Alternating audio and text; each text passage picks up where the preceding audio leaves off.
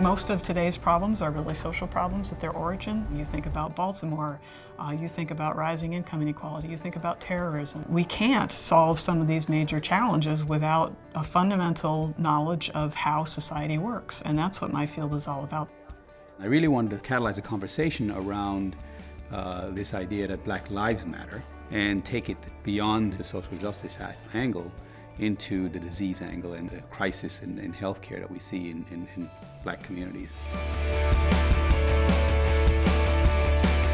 My voice matters because people don't understand how important science is to them. When I look out the window, I see so many examples of scientific advances everywhere, and I want people to understand things that seem very minute, but actually which have an impact across the nation.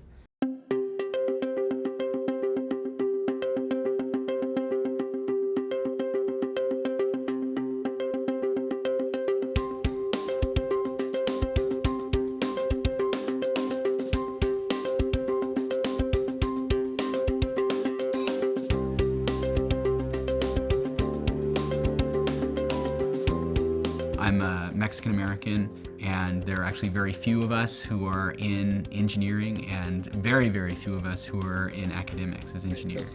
If everybody's from the same background, then there's only a certain arena of ideas that can come out.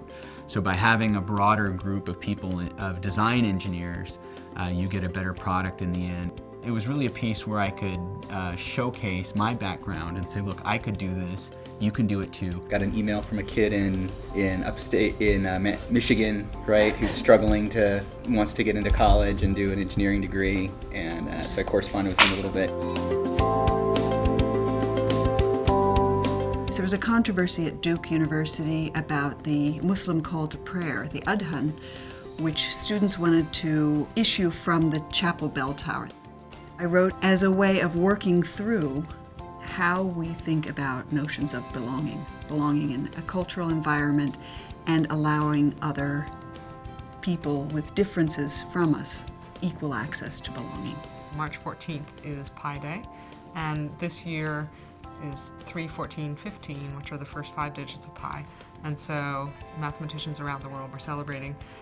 What I find sad about the way mathematics is taught is that it's very formulaic. I think the students are missing learning how to solve problems and learning critical thinking skills. Math is so powerful, and mathematical thinking can be applied in so many different ways to solve problems and to think about the world.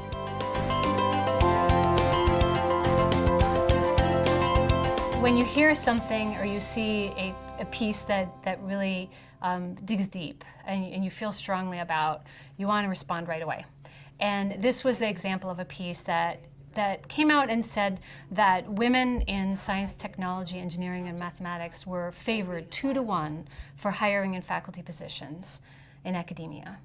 And we know, we experience it, we're in the trenches, that those numbers are just not true. Two of the other fellows, Kim and Cindy, and myself, and a few other female faculty from engineering and sciences. We wrote something rebutting that. It was an interesting and exciting group experience where we saw how rapidly you can get people together from STEM who know firsthand that this information is not true, and then also the sociology researchers who have the data to back that up. Oh, it's a lot of fun. It's a lot of fun. It's getting a lot of expertise from different people, and so a collaboration between all of us. It was very energetic. The damage that could be done with leaving that information out there and not responding to it is that very rapidly we'll backslide. And so we don't want to see that happen.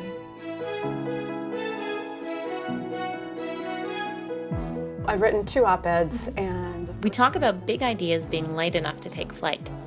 Sarah Pritchard co-founded the Twitter hashtag #ILookLikeAProfessor to showcase diversity in academia, and it flew. It was covered by a number of media outlets and retweeted thousands of times. I actually was interviewed on a radio show that dealt with Black health and minority health. That was really exciting for me because here was a piece that I wrote that came out of this idea of thinking about inflammatory disease and the minority population. And then I get invited to talk to the minority population. That's the sort of thing that I'd like to do more of. It just happened to be perfect timing that the outbreak in Disney happened with the measles, and it was something that was of interest to me related to vaccines. And so I got interviewed nationally and internationally. So it is a 90% rate of people getting this disease if they're exposed. And people found the CNN pieces and they were quoting the CNN pieces, so it was sort of the idea of contagion and spreading, that people picking up your ideas and putting them in new opinions and in new articles and spreading the word.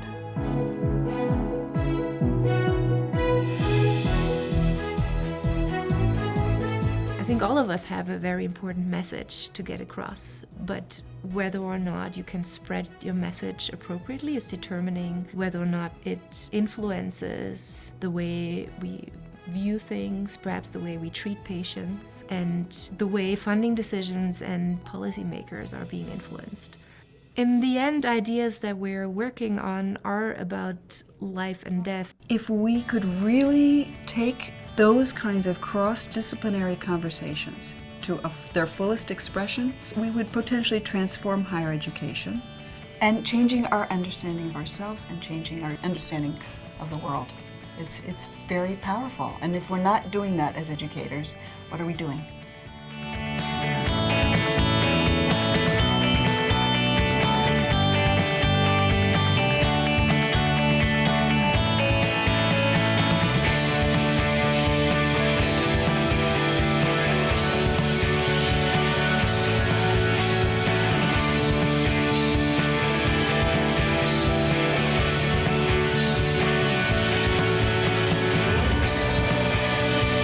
Society would benefit from a more knowledgeable citizenship, from more critical debate and dialogue. People tune into the perspectives that agree with them. And so if there were a way for us to have more vibrant debate, public dialogue, public discussion of multiple viewpoints.